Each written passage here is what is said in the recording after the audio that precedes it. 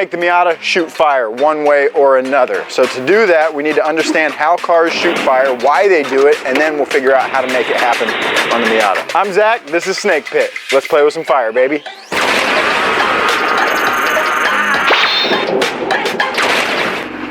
You know, this week, I wanted to put some sway bars on the car, but Eddie had this great idea that it would make a sweet video if we made the Miata shoot fire, and everybody agreed with Eddie. So, today we're gonna make the Miata shoot fire.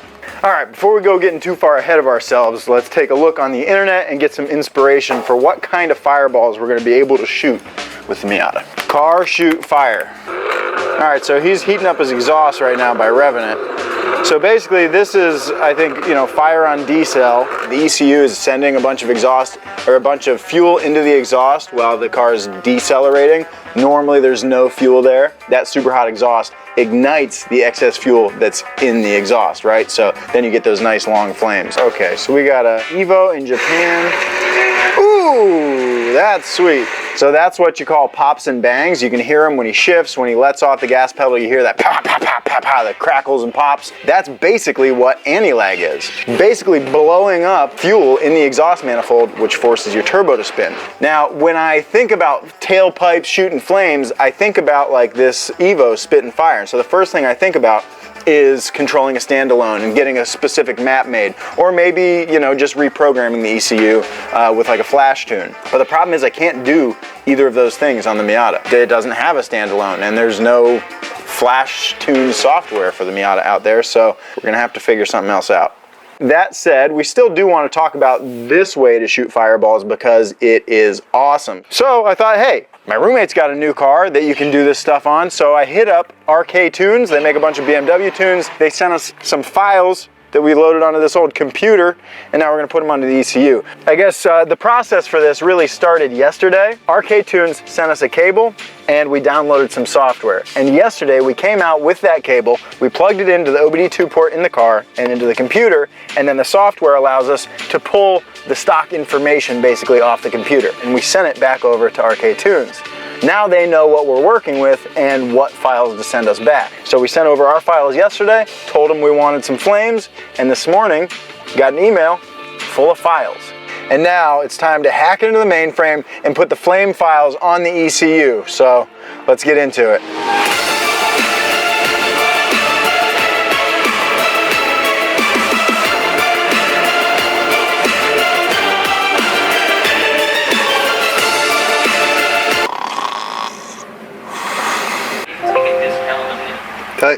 All right, the car is running, so we're gonna let it warm up before we go drive it and try to make fire.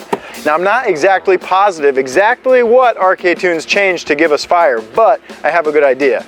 I'm sure that fire is gonna happen on deceleration, and normally when you're driving your car, on deceleration, your fuel injectors shut off completely and there's no fuel entering your engine on decel. Now, when you want fire and you want pops and bangs and anti-lag and stuff like that, you turn your fuel injectors back on during decel. So they're shooting a little bit of fuel into your engine while you're decelerating, even though you don't need any. Then they'll change your ignition timing so that your spark occurs way later than it normally would. Like after your piston already goes to top dead center and it's already on its way back down, then the spark fires. So there's only enough combustion happening in the combustion chamber, in the cylinder, just to barely keep the car running. Most of that combustion is now happening in the exhaust manifold because of how late that ignition timing is happening. So the flame map that we just put on here will almost certainly dump some fuel on decel and retard ignition timing. And I think that's how we're gonna see fire. So there's nothing left to it but to do it. We're letting the car warm up right now, then we're gonna hit the streets and make some fire.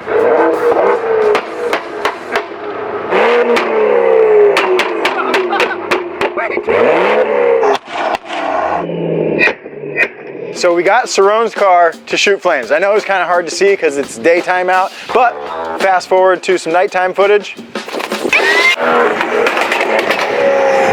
Oh, that's the fire I'm talking about! So now I'm fully inspired to get the Miata to shoot flames. So it's time to do what we need to do. I think I've got all the parts I need, and we're gonna make some flames. One way or another. Let's do it. what it boils down to is that you need unburnt fuel in the exhaust, and you need a way to ignite that unburnt fuel. Now, a lot of cars, like supercars and stuff, the way they ignite the fuel is by running really hard and having an exhaust that is just super hot, and that super hot exhaust ignites the unburnt fuel. So I'm not just gonna sit here and rev the Miata until the exhaust is hot enough to ignite unburnt fuel. So we need to figure out how to ignite unburnt fuel in the exhaust a different way. So I went to Home Depot and got a grill igniter like you would use in a potato cannon. Basically in here, there's a little piece of quartz, and when you smack it with the clicker, it creates voltage. And I don't know if you can see it, but there is a spark jumping right there. So now we've got our ignition sorted out. Now we just need to figure out the unburnt fuel. For that, I've got a few ideas. We got spark in the exhaust, so we might as well see if there's enough unburnt fuel already in there to make fire. Probably not, but it's worth a shot.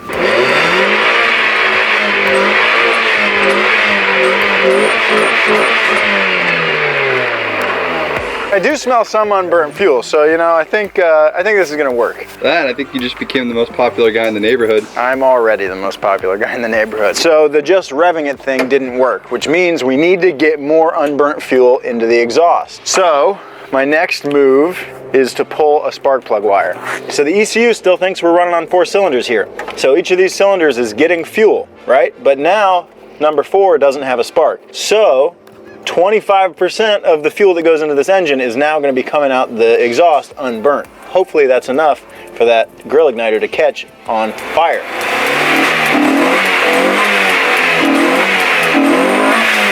Okay, so that didn't work either. So I want to check and make sure that the ignition source isn't our issue. So we're going to forget the grill igniter for just a second, and we're just going to hold a torch to the tailpipe while we rev it, just to see if there's enough unburnt fuel there to catch on fire, if there's already fire present.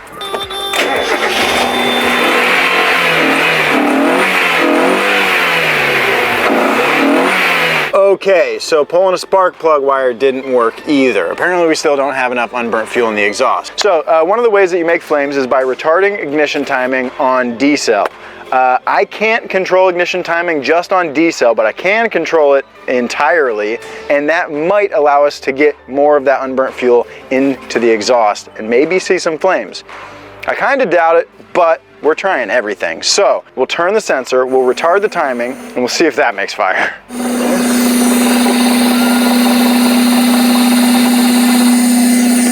All right, you can tell by how bad the engine's running that our timing is now retarded. So, time to grab the spark, give it a rev, see if we make any fire. If she'll even rev.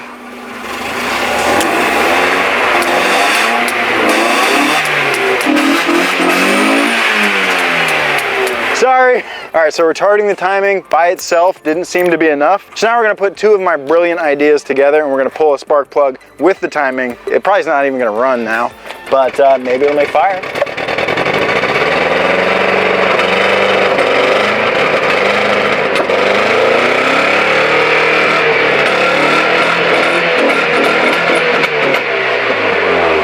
Okay, so that didn't work either. Eddie? You look like you got hurt. Startling. Well, none of that stuff worked, so what are we gonna do? I have one more idea.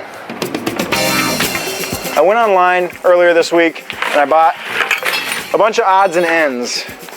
And amongst them, I think we'll be able to make this thing shoot flames. We're gonna hook up the propane tank to a 12-valve solenoid that I'll be able to control with a switch, which will let propane flow into the exhaust, and then we'll hit our sparker, right? And it's as simple as that. Then we should have some big ass flames. So right here, we've got a little bung for one of those barbs, pretty poorly welded in by yours truly. Not too good at TIG welding yet. Okay, now, let's see.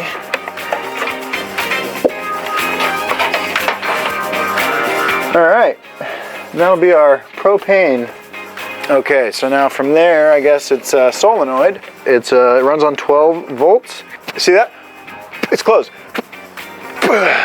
But you run 12 volts to it, flick a switch, she opens up, let some propane through, you make some flames. I don't think we're gonna need hose clamps on these ends, but you know, I could be wrong. So now we got to get from this to this. We'll run this thing into here. It's a little reducer. Perfect. You know, I'm starting to think about like this whole week when I've been like, oh yeah, this is gonna be no big deal. We'll just hook up some propane and some switches and some stuff and we'll make fire. Booyah. Okay, so that's our propane line finished. Basically, we're ready to, you know, screw this onto the propane tank, but we're not gonna do that until we have the switch wired up and ready to go. So let's do that real quick. So for that, last night I printed a little switch panel. The head unit will go here, then this will be our propane switch, and then our grill igniter button will go right there. So, you know, fit and finish. Ugh. All right, so we're just gonna do this quick and dirty. So for a ground, I'm just gonna wrap this copper wire around this little bolt and put it in here. Now, this is not the correct way to officially ground something, but you know, it works. So now, if that's grounded, our battery's right here. When I click this to the positive, since that's grounded, our switch should click. So let's find out. You hear that? That's a solenoid opening. It's just waiting to let propane through. Okay, so that works. Now we just need to run the switch up front. So you can see light right through there, all the way back to the trunk. So we'll use that hole, run our wires through there, run them up and under, in through the center console, and up to the switch panel, like we planned it. We've got the wire going back to the solenoid. Now we need to find power up here to send back to it. Now we could have routed wire up from the battery, but that just seems silly when we've got all this here. I'll probably just strip some of this back and just kind of tie into it for now. Okay, so that's the ground for the switch light. Okay, now this is power. So once this is plugged in, the switch should work. Ready? Yep. Hey, hey! We're in business, folks. We're in business. And I think we're just gonna stuff these wires in there for now, because, well, look at what we're doing. And that's as good as that's gonna get. Okay, now all we gotta do is hook up the propane tank, and then we're ready to shoot flames, I think. Are you ready for this? I am. Do you think it's gonna work? 100%. Yeah, me too. Are you concerned at all? Not at all. Not my house. Yeah, I've got a touch of concern, you know, flaring up, but best thing to do in those kind of situations is screw the tank in. Okay, you guys ready? Propane on.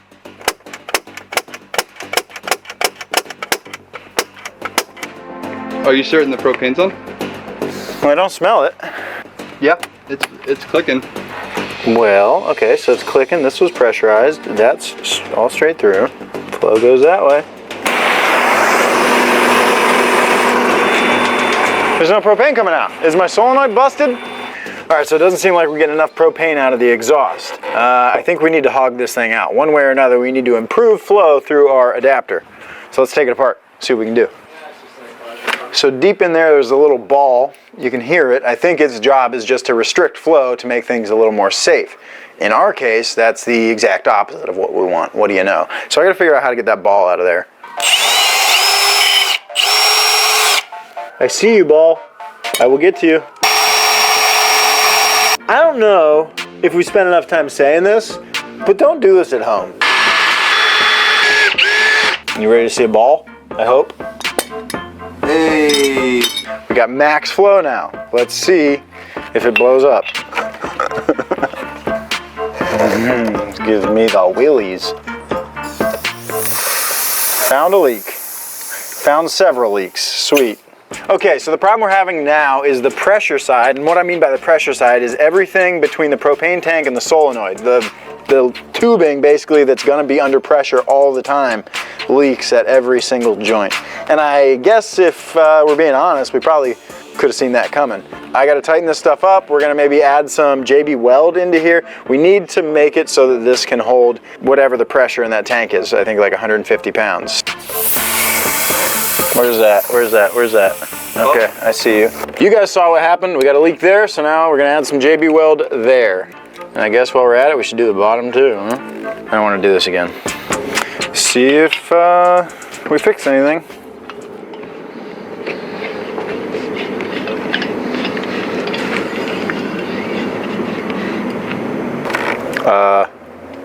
Did that work? I think she's sealed. It's not leaking. It's time to try this shit. I'm a little scared now. So am I, honestly. At this point, Tell me worst case scenario, what might happen here? Burn down the house, burn down the Miata, burn down us. The house is right here.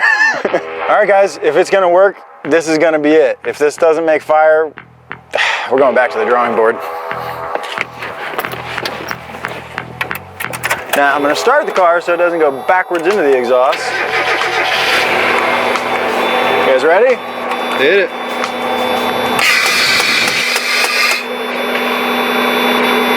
Yo, that's gonna be huge. That's gonna be huge. That's like a lot of propane. So much f***ing propane. Dude, yeah, I don't know about that. All right, so you guys saw how much propane came out of the exhaust tip. More than I was expecting, I'll tell you that. So what we're gonna do is put the car on the ground, move it a little further away from the house, and then try again. You got that hose ready? This is the moment of truth. It works or we die. Okay, so we decided to turn the engine off because I think the exhaust might be diluting the propane to the point that it won't fire. And that's not acceptable. What the hell? I can still hear it. Yeah. What you should do is give it a squirt, let it chill on there, Zach, then you light the squirt on fire, because it's not going to catch anymore. Right. And then you run, and then we ignite it. And then you do it? Yeah. Oh shit. Woo! The car's on fire. So we're on your butt, bro. All right, so our ignition system seems to be the issue. So we're talking about taping a torch to the bumper. We got the GoPro setup to end all GoPro setups here. It's gonna hold the torch over here where hopefully it won't get extinguished by the exhaust. So let's see if we can get it all rigged up.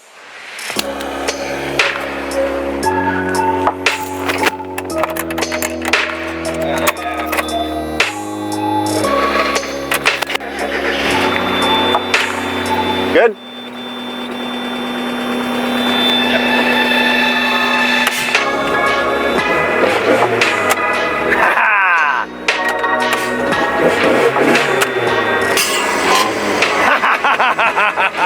That's how you make fire with a Mazda Miata. That's basically anti-lag, I think.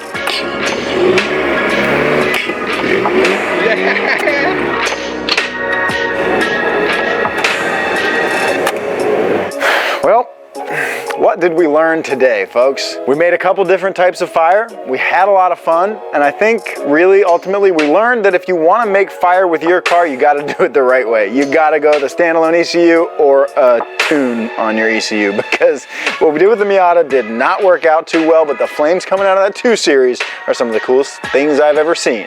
So please do me a favor and hit the like button, subscribe, hit the notification bell, follow me on Instagram at Zach Job, follow Donut at Donut Media, and we'll see you guys next week when we are doing one of my ideas, not Eddie's. This was a day, man.